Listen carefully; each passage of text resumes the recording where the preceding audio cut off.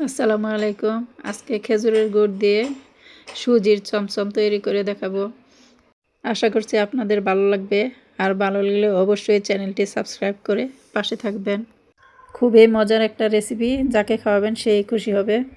তাহলে আমরা শুরু করি। এখানে মাত্র 4টা উপকরণ আছে। 1 কাপ সুজি, 1 কাপ খেজুরের গুড়, বাটার 2 টেবিল চামচ, লবণ নিয়েছি সামান্য, আর দুধ হাফ লিটার। একটা ফ্রাই প্যানে আমি বাটার দিয়ে দিলাম। বাটারটা একটু নাড়াচাড়া করে সুজিগুলি দিয়ে দিলাম। এখন নাড়তে থাকতে হবে।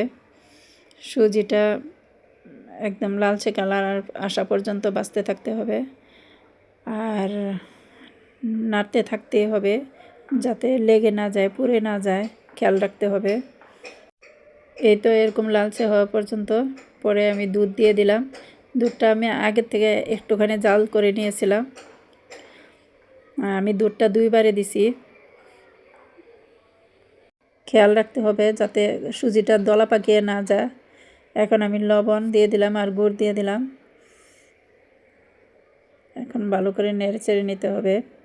সুজিটা শক্ত হওয়া পর্যন্ত নাড়তে হবে, আর বেশি নরম রাখা যাবে না। এই তো সুজিটা হয়ে আসছে। এই যে এরকম শক্ত হতে হবে, খেয়াল রাখবেন।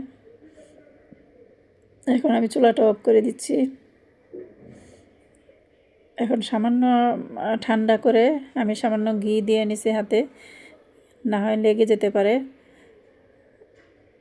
এখন ময়ান করে চমচম আকারে তৈরি করে নিচ্ছি। চমচম শেপ দিয়ে আপনারা এইভাবে তৈরি করে নেবেন।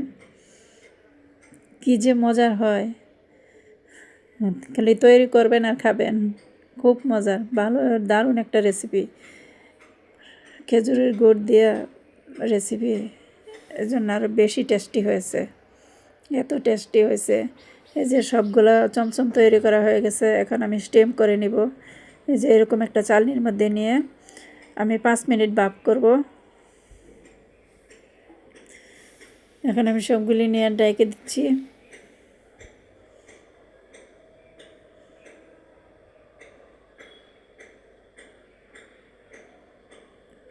পাঁচ মিনিট পরে আবার তুলে নেব। খুবই মজার একটা রেসিপি, মেহমান আপ্যায়নে রাখতে পারেন এই রেসিপিটা। সবাই পছন্দ করে খাবে, ছোট বড়। আমার তো এই যে রান্না করার সাথে সাথেই, চুলা থেকে তোলার সাথে সাথেই খাওয়া শুরু, শেষ হয়ে যাচ্ছে। এখন আমি কিছু গুঁড়া দুধ নিয়ে নিচ্ছি। দুধের মধ্যে গড়িয়ে নিব সবগুলা চমচম। আর হ্যাঁ, রেসিপিটা যদি ভালো লাগে একটা কমেন্ট করে জানাবেন, আর লাইক ও শেয়ার দিয়ে পাশে থাকবেন, আর বেল বাটনটা অন করে রাখবেন। নতুন কোনো রেসিপি আপলোড হওয়ার সাথে সাথে নোটিফিকেশন চলে যাবে সবার আগে আপনার কাছে। দেখেন কি সুন্দর হয়েছে চমচমগুলি, খেতেও সেই মজার, সেই স্বাদ।